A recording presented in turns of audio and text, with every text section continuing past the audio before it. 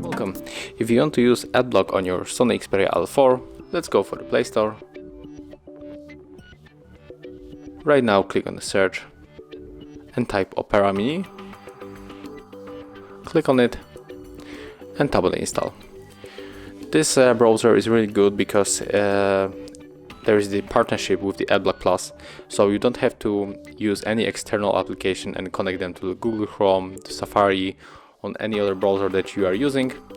There's only one application, and right now I'm gonna show you how it works.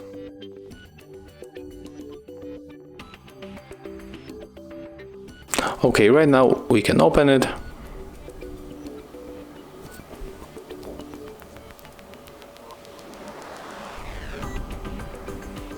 Click on the continue, then tap allow and continue.